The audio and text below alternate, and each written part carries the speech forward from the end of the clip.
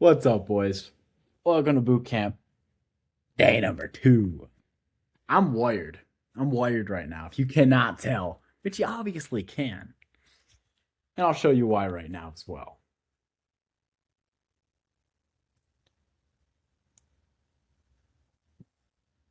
Bring out the brooms. Bring out the freaking brooms, baby. 4-0 today. 1-0 on Christmas Eve. 4-0 on Monday. Not 1, not 2, but 3 sweeps in 1 week. 3 sweeps in 1 week. That brings our last 34-day total to plus 73 units. I'm wired. You know what?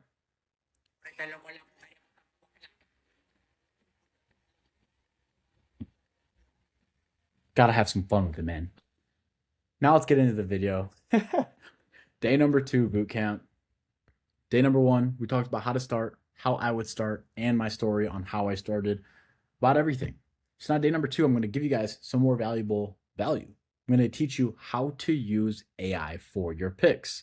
I get a million DMs every single day talking and asking, how can I use AI for my picks? How can I use AI for my picks? It's great questions to ask. You need to use AI for your picks. Number 1, because it takes the emotions out of it. Especially if you build an AI. I recommend looking into softwares to build your own AI. If you have years that you want to be doing this, because it took me years to build my AI, I wouldn't recommend doing it because it would take so long. But there's free AIs you can use that will get you pretty damn close. So that's what I'm going to be talking to you guys about today. So let's get into it. I'm going to screen share. Yep. Allow on every visit. Should be good here. So that looks nice and good, right? You guys can see me? All right, good. All right, good. So, first, beautiful sweep. Awesome. But what we're going to do is we're going to teach you how to use AI for your picks. So we're going to go to the VIP picks. Here's where today picks. Four winners, obviously, because I'm a winner. Because I'm a freaking winner. But Northwestern minus 12, that is 75% cover probability. So with my AI, I'm going to break that down first. With my AI, I get the percentage of the time the team is going to cover. And we only touch anything that is above 72%, 70% for the most part. Okay? So it gives me the probability, and it also gives me a million other things.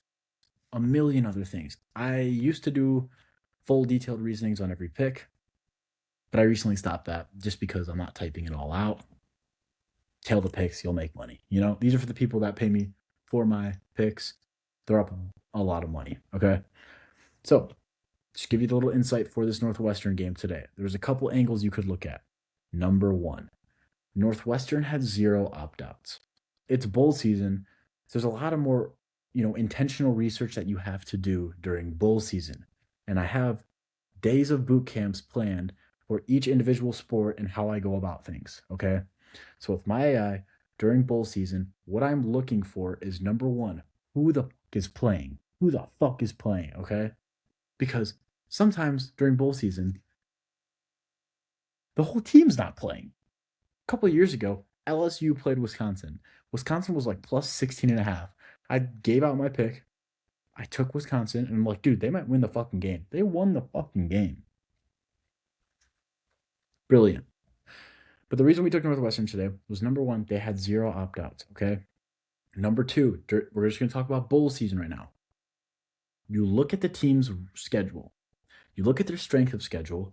Then you go and look at their entire schedule.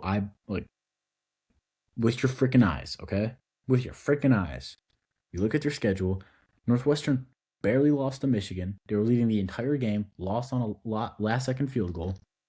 They had a road game at Nebraska. They nearly won. They played at USC. They finished the year on a cold streak. But this team had 0 opt outs. And they're taking on a Central Michigan team that has a coach that used to coach at Army and brought that same personnel to Central Michigan, which means number one, Central Michigan's going to be gritty. They're going to be a dogfight. It's going to be a dogfight. But Northwestern had a very solid defense, particularly against the run. What does Army and Navy love to do? They love to run the ball. What does the Army coach bring to Central Michigan? A run-heavy offense. I even watched the game. The commentator literally said, this Central Michigan team is not built to play from behind. Is not built to play from behind.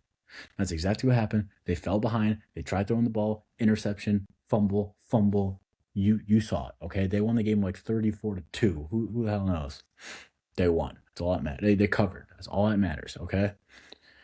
So when you are looking into things, I'm going to give you guys an AI prompt. I'm going to give you guys a million things that you can use to give you a massive advantage over the sportsbooks right now. So that's pretty much how I had the thought process in this game. Minnesota, same thing. They're playing New Mexico. New Mexico's 9-3. If they win, they'll be in the top 25 AP poll. Minnesota has some dogs on defense. They're a Big Ten team. They were in a lot of dogfights. They played in some tough atmospheres. This was a no-brainer to take Minnesota. This over was the freest thing I've ever seen. I think there was 80 combined points in this, or 70 combined points in this game. It was a no sweat. They had like 45 points at halftime. Clippers, we're not even going to get into that. Basically, what you need to look for when you're using AI, we're going to stop sharing. All right, go back to the streaming studio.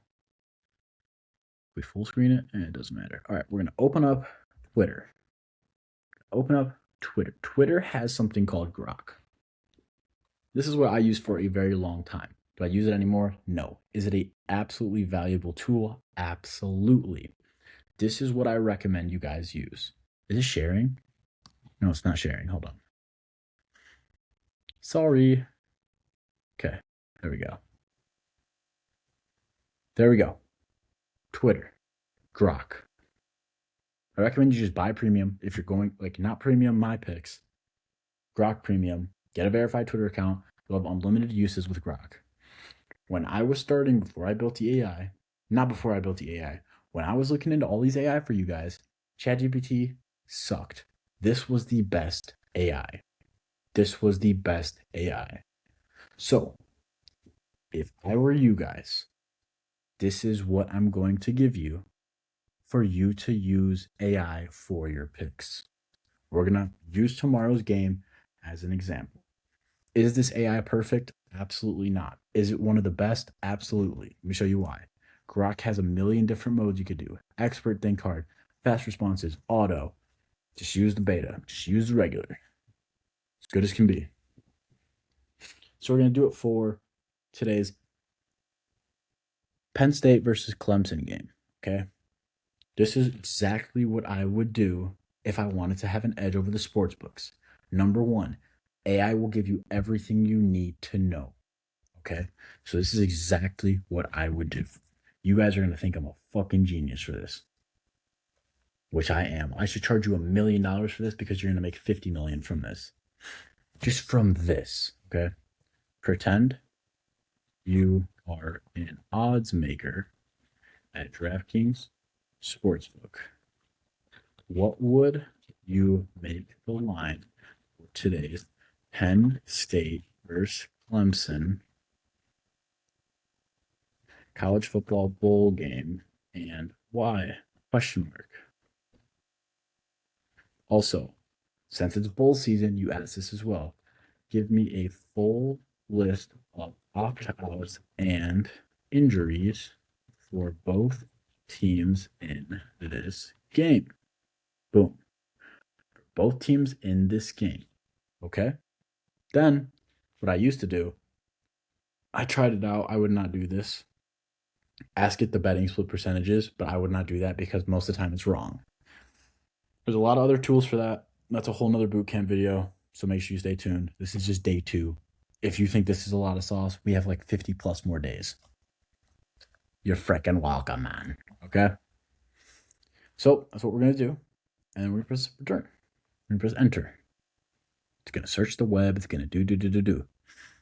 First thing it's going to do is tell you what it would make the line. This does not matter. What this AI says the line should be does not matter. Most of the time, in the big games, it's just going to be spot on. So the spread for this game is -2.5. This AI says it should be -3. Whatever. Okay? Then it says, why this line? Both teams underachieved in 2025, which is true, and it's going to give you everything you need to know about the game. You can read it. We'll read it. After preseason top 10 expectations, but massive opt-outs, injuries, transfers, and program turmoil make this a depleted expedition. Clemson gets the nod as a field goal favorite because, and it tells you why. They have more stability with Dabo Sweeney coaching this game. Okay, understandable. Cade Klubnik is playing. Boom. You just found out a piece of information right here. He's dealing with a thumb issue. That is going to have a factor, okay? Especially if Penn State has their D-line playing, okay? So this is where you using your brain has a big factor into this. Key skill players like Randall and Moore are available, okay? Dabo's team historically show up in non-CFP Bulls, long active win streak. Okay, nice. That is all built into this line. The books understand Klubnik's playing with a banged up, thumb. They know their Randall and Moore are still playing. They know they have a long streak going. They know that you should know this information. Okay?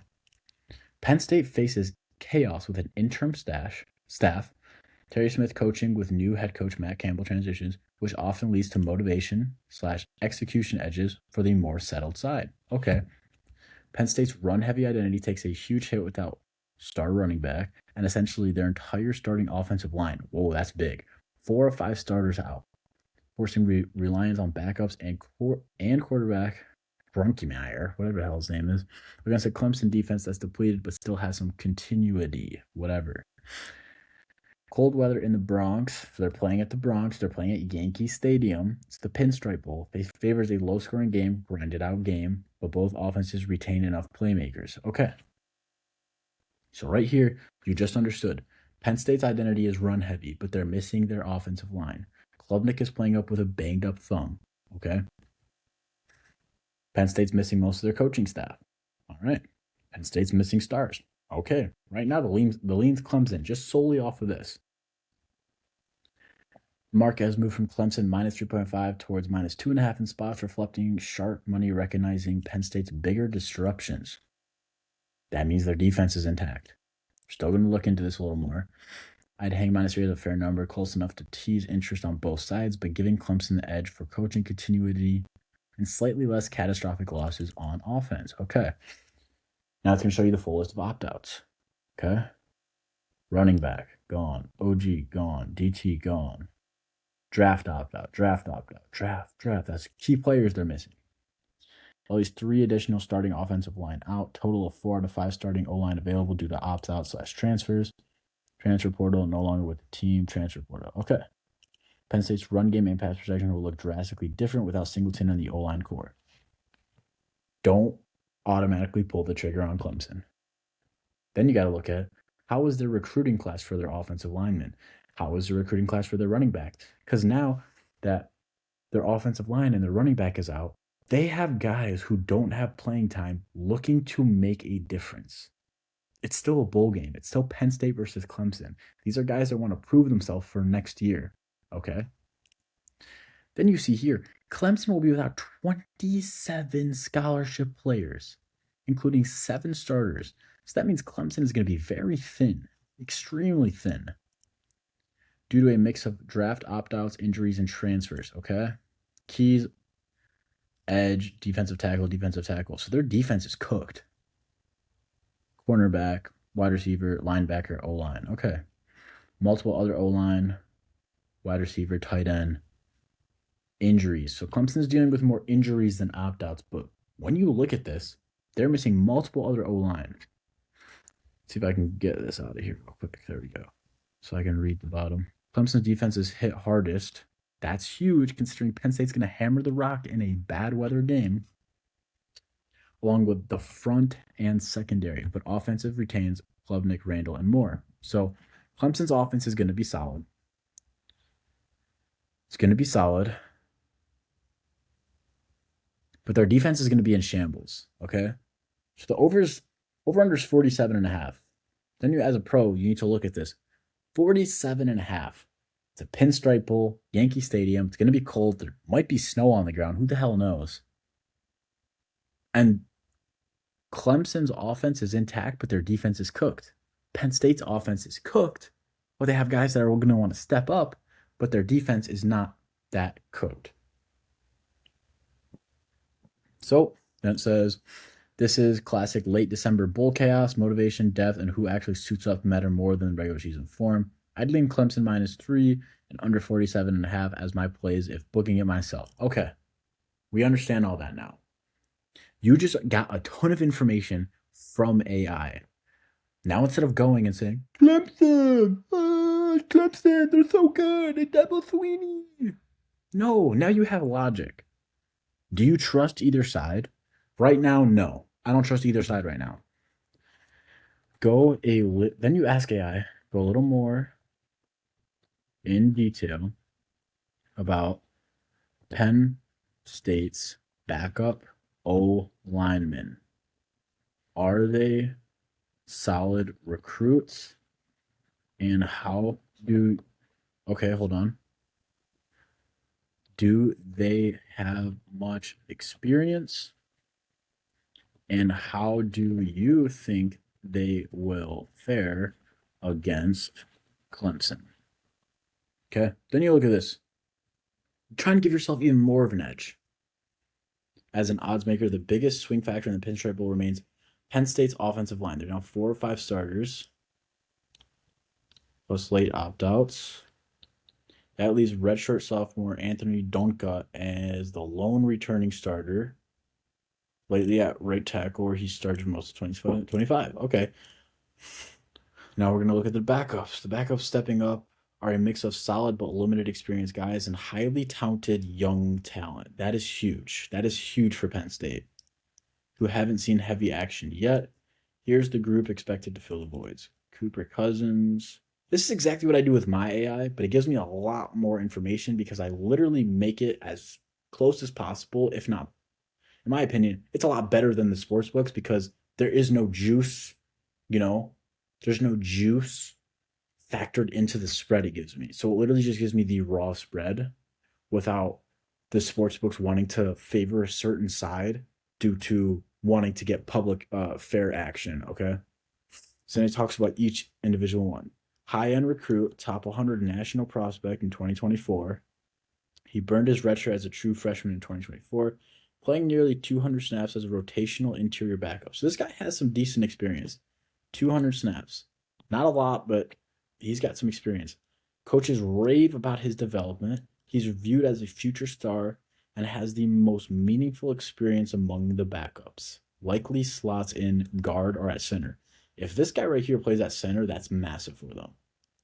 First of all, he's a nice recruit. He has some experience, and especially the center position, because that's the one the quarterback is working the most with, and that's who has the biggest impact on the game.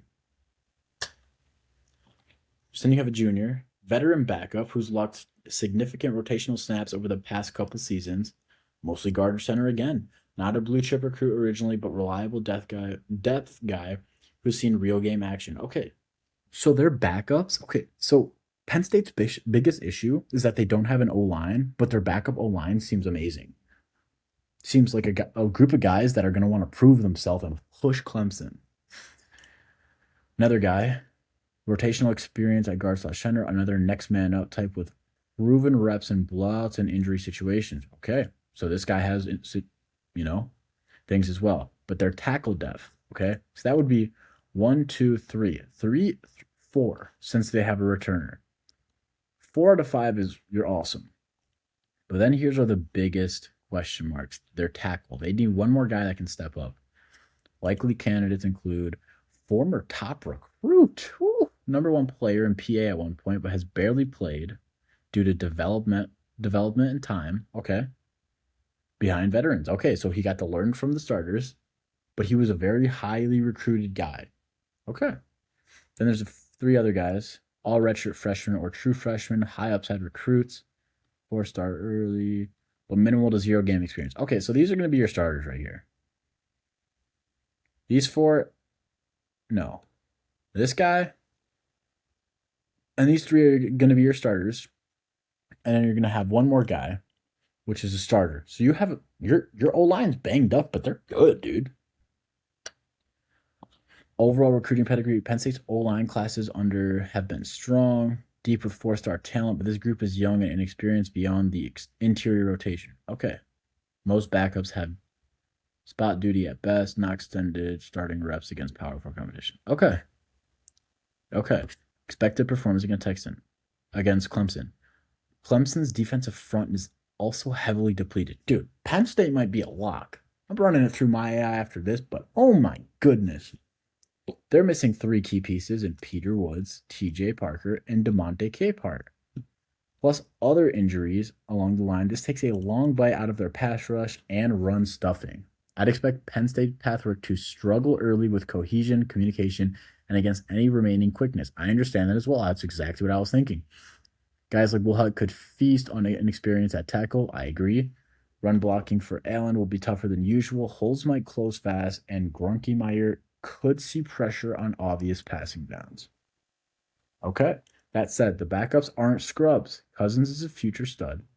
Shanahan and Rowley have real reps, and Clemson's D-line losses are massive. They were already middle of the pack against the run.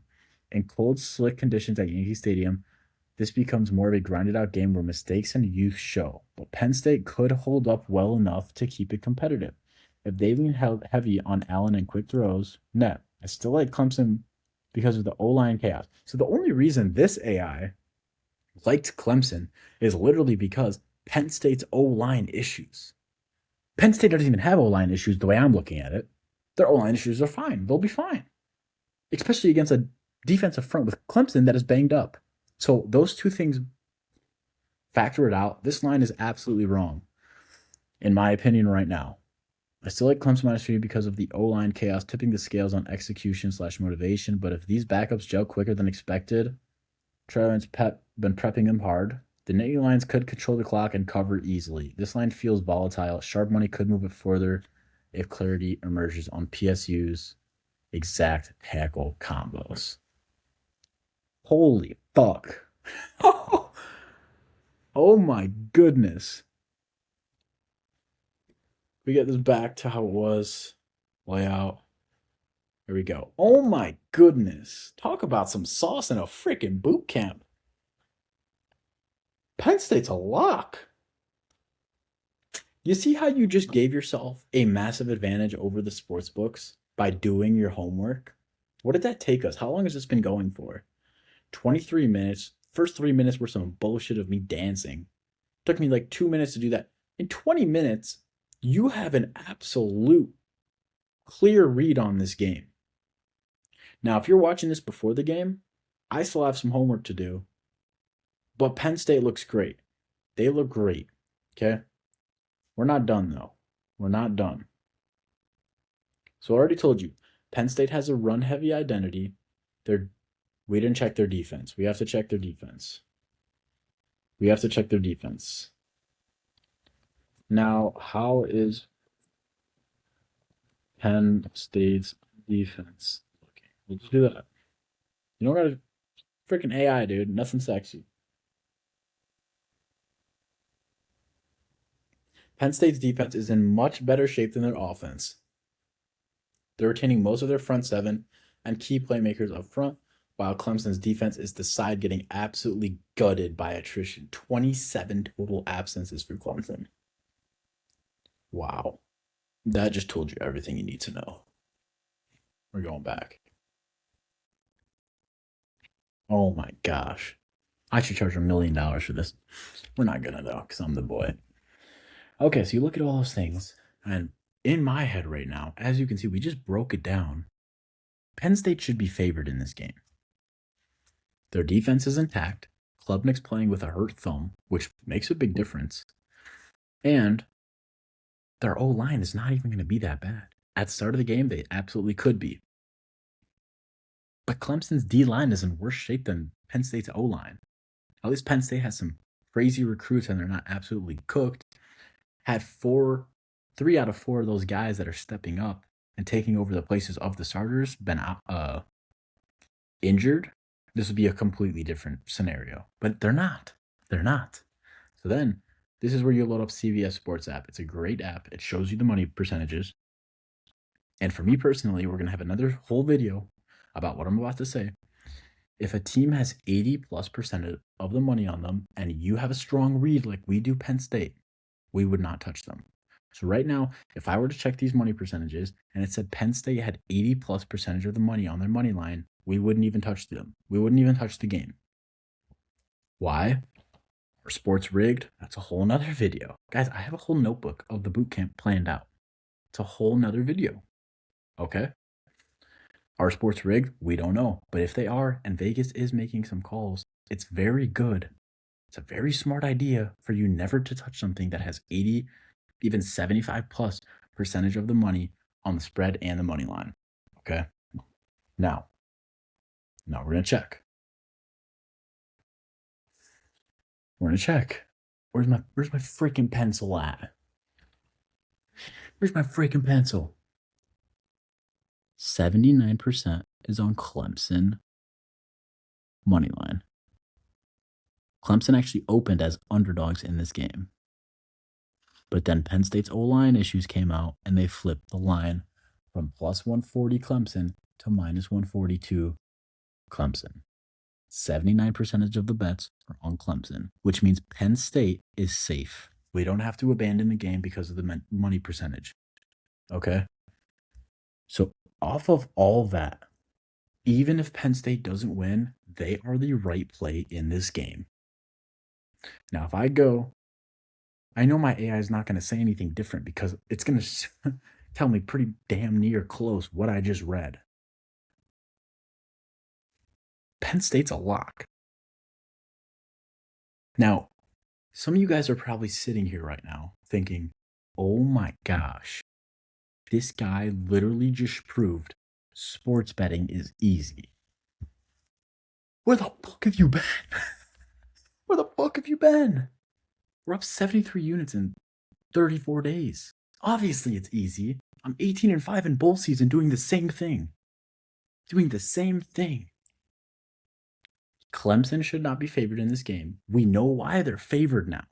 The whole idea of what we just did with the AI is to understand why the books made this line. You also need to understand Penn State's a massive brand. So is Clemson. Clemson is a much bigger brand than Penn State. Square bettors, public bettors are going to see Clemson -2.5 and say, hold on, we got to backtrack a second. Penn State's also missing their coach. Yes, that's a big deal. It's a freaking coach, dude. It's a freaking coach. Their coach wasn't even good anyways. He couldn't win big games anyways. Doesn't freaking matter. Doesn't matter. Okay? Clemson's a big brand. So square bettors, you got to understand how they're thinking too. If everything aligns, that's when you have a lock. That's why today I went 4-0. Because I understand these things. I've been doing this long enough that it's easy. It's like putting butter on bread when the butter isn't rock hard. You understand what I'm saying? When you see these things, it's easy. Penn State should be favored in this game. And they were favored in this game, but then they flipped the line for a reason. And the reason isn't even a good reason anymore. Because Clemson's D-line issues and Penn State's O-line issues, which they're not going to have. Maybe they'll have for the first 2 possessions, then they'll figure it out. Coach is going to go over there and say, hey, Buttercup, get your shit together. And then they will. It's that simple. Now, if Clemson ends up winning this game, good for them. I don't see them winning this game. Bad weather game favors the running team. Penn State's defense is better. Boom. Well, let's add up the points here. Who has the better O-line? I would say Clemson. Clemson has the better O-line. Who has the better D-line? Penn State, and it's not close. So when you put those two together, Penn State's already winning. Who has the better quarterback? Penn State. No. Clemson has the better quarterback. He's got the thumb issue, though. Okay? He's got the thumb issue. Who's got the stronger rushing attack? Penn State will. Because they have a decent O-line still, and Clemson's defense is in absolute shambles. Absolute shambles. It's a bad weather game and it's going to favor the running team. I'm telling you all this with no prior knowledge, no prior research. All from one game. All from 20 minutes of research. All from, we're going to share the screen again. All from 2 prompts we did. Right here, you guys can use this every single day if you'd like to. And right here. Oh, wait, hold on. And how's Penn State's defense looking? And right here. Okay. Oh, no. No, we're good. I thought I ended it. All right, good. That's how you use AI for your picks, boys. This is the most valuable video on all of YouTube. And it's not close. It started like some trolls, but it ended with some freaking value, dude. Because when you're doing this for a living, you watch sports, you have fun, you geek out sometimes. You geek out sometimes, dude. Look how amped up I am now. I can't wait for 12 o'clock tomorrow. I can't wait to see Penn State whoop Clemson's ass. It's not hard, guys. It's not hard. That's how you, an average Joe, can use AI for your picks.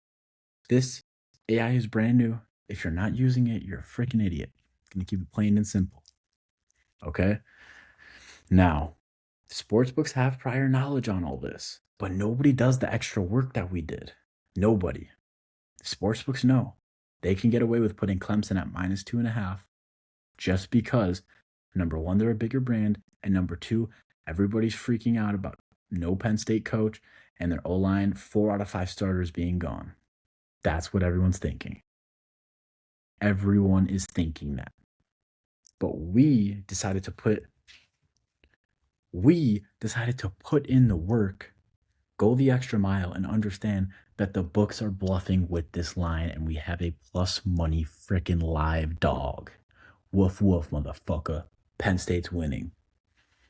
And if you can come back to this video, if they don't win, it's the right read. Absolutely, it's the right read. And that's what sports betting's about. Again, to be successful in this industry, you have to win 53% of the time. That means 47% of the times you're going to feel this confident and be wrong. But if you're only right 53% of the time, you have an infinite money glitch. An infinite money glitch. An infinite fucking money glitch. Do you understand what I'm saying? Do you understand? You should. You absolutely should. Because I just broke it down for you. I just did it in front of your fucking eyes. 99% of people lose because they don't do the extra work like we just did. Especially with bowl games, it is absolutely 50 times easier to find value like this. It's a lot easier. Especially when the books are bluffing. Books are bluffing, man. You know? But yeah, I mean, that's how you use AI for your picks. This video's longer than I expected it to be, but I'm fired up right now. Go Nittany Lions. The Lions are going to beat the Tigers, just like that. If you have a pen, you have some paper, write this shit down, write your prompts down, take $12, buy Grok Premium. You'll be set for life, dude. But again, even if Penn State loses, they are the right side in this game. You need to, like I just said, 53% of the time you're going to be right, which means 47% of the time you're going to be wrong. If you're a pro like me, you're going to take that a step further and win 57% of the time, which means you're only losing 43% of the time, which means you're absolutely feasting over the books. I didn't get here by guessing. A lot of cappers have a lot more clout than I do, have a lot bigger social media presence than I do, and they're literally pro guessers. But guess what? I'm making this because I'm fucking coming. What? I'm what? Just kidding. I'm coming for it. I'm on my way to be the best. I'm already the best, but a lot of people don't know that yet. You guys watching this and are still watching this understand that I'm the best. I am the best sports bettor in the world. I say that confidently. Now, some of the people on Twitter will say, I'm the best sports bettor in the world. They're not. They're the best guesser in the world. And you know what? They're guessing 47% of the time correctly, which means they're losing. Okay? I could have my 7-year-old cousin come over here, flip a coin, and have a better percentage than they do. And give me more reasons. Oh, the color's blue. It looks better. Well, that's a better reason than some of these guys are giving. Okay? Yeah. I mean, this was an awesome video. This is a crazy amount of sauce in one video. I made a boot camp before. It only made it to day 7 because I was not happy with what I was doing. So this time I made a plan. I made an absolute banger plan to give you guys the most amount of value I can. That's what I'm doing. That's what I'm going to continue to do.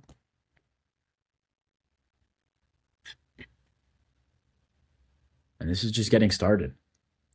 So as always, if you're watching this and you have some more questions for me, please comment down below. Make sure you like the video.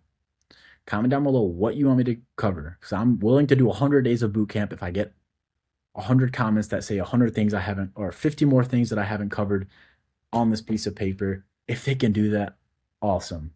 I don't think they'll be able to because I literally am covering everything. Let's get the notebook. If you judge my handwriting, permabanned. I can't even read that shit backwards, but it's covered. It's filled to the brim with days. Today's day 2. Tomorrow is supposed to be trap games, but we're going to go into bankroll. We're going to go into bankroll tomorrow. I'm going to cross this off the list today. And boom, we're good. Now, most of these cappers do not trust. I would not trust any of these cappers if you want to be honest. Would I trust me? I would trust me. But that's up to you if you want to trust me. I don't see other cappers making a sports betting boot camp teaching you how to use AI to your advantage because none of them know how to. There's going to be a million other people trying to copy this boot camp because they just learned how to use AI. From this fucking video. From this video. I'm saying this now. It might not happen for years, but it will happen. It will absolutely happen one day. Okay? So now you guys have all of the bare information that you need if you watch day 1 and 2. This is going to be around like a 40-minute video. We're at 38 right now, probably like 42 minutes, let's just say, plus 50, whatever that is, 92 minutes. You spent 92 minutes. You know how to structure your bankroll. You know which bets to take. You know how to actually not fall into the trap of betting more than you should and getting greedy. You know how to use AI. You know exactly what to feed it. You know what to look for, and you can understand why the books put out lines that they do in 90 minutes. 90 minutes. We have 50 plus more days of this. Imagine how you'll be feeling at the end. You'll be so confident in your ability to go and demolish the sports books. Demolish the sports books. And I'm not going to hate on the cappers because I'm friends with a lot of them. That's why I'm telling you what they fucking do. I'm friends with these guys. I see what some of them do. Now, there are some of them out there that are very, very good. But nobody's going above and beyond like I am. And nobody will. Because they don't have knowledge like I do.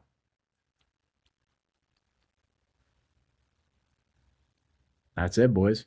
Bootcamp day number 2, an absolute success. I appreciate you guys.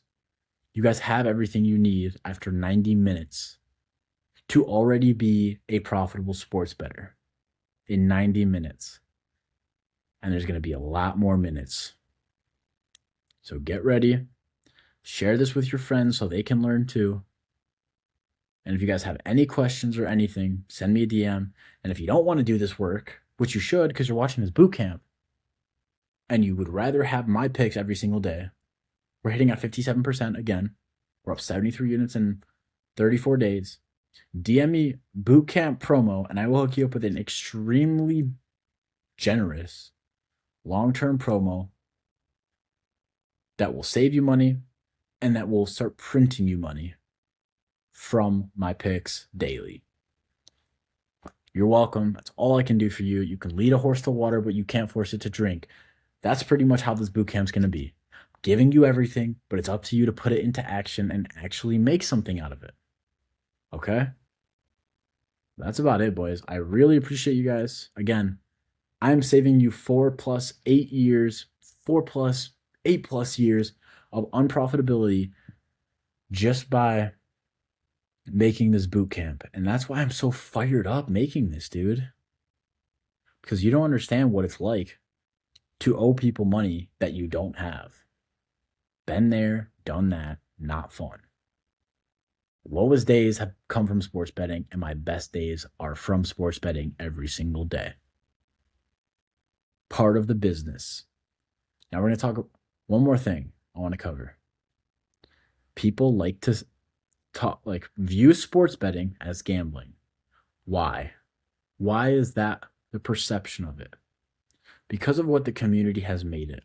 Is that their fault? No. Is that DraftKings and FanDuel fault? They have a major part into it. FanDuel goes, for all thrillionaires. They're mimicking trillionaire with thrill. Let's get a thrill from putting wager on this game. Oh, it's going to be so fun, guys. Let's lose our life savings and have to sell our home and sell our car because we want to take the better colored team. That'll be fun. That'll be fun. The only thing that's fun about sports betting is making money. The only thing that sucks about sports betting is losing money. So if you're going to be in this industry, you might as well make money.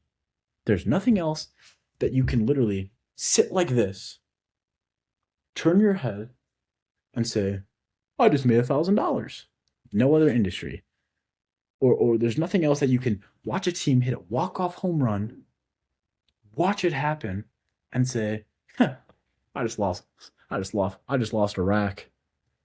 That was a sweet home run, though. You know, there's no other industry. It's a fun industry. It's a fun industry, but fuck the fun. Become emotionless. Become emotionless and do it for mere profits. If you're not winning, you're losing. If you're having fun, it doesn't mean you won. Treat this like a business and you'll get business results. That is what I've done. That is what turned me profitable. And that is what will make me billions.